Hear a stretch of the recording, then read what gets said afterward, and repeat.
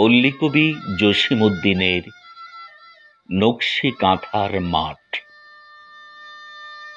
রূপাই ফেরার হইয়া চলিয়া গেল।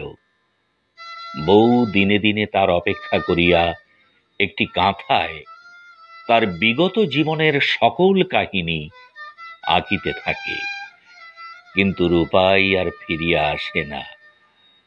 স্বামী বিরহ কাতরা সাজু ধীরে ধীরে মৃত্যুর কোলে ঢলিয়া পড়িল। মরিবার কালে সে তার মাকে বলিয়া গেল, তার কবরের উপর এই নকশি কাঁথাখানা যেন মেলিয়া দেওয়া হয়। বহুদিন পরে গাঁয়ের লোকেরা দেখিয়া অবাক হইল।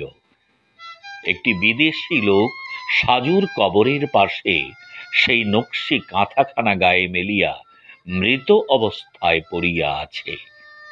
সেই হইতে সামনের মাঠখানির নাম হইল নকশি কাঁথার মাঠ।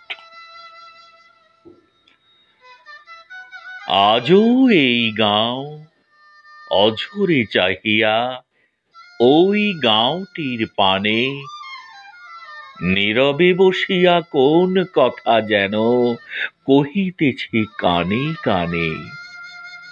মধ্যে অথই শোনো মাঠ খানি ফাটলে ফাটলে ফাটি, ফাগুনের রোদে শুকাইছে যেন কি ব্যথারে মুখ মাটি। নিঠুর চাষিরা বুক হতে তার ধানের বসন খানি, কোন সে বিরল পল্লীর ঘরে নিয়ে গেছে হায় টানি। বাতাসের পায়ে বাজে না আজিকে ঝলমলমল গান, মাঠের ধুলায় পাক খেয়ে পড়ে কত যেন লয়ে মান।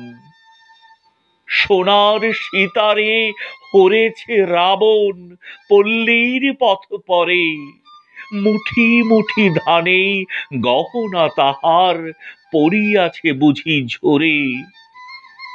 মাঠে মাঠে কাঁদে কলমির লতা, কাঁদে মটরের ফুল।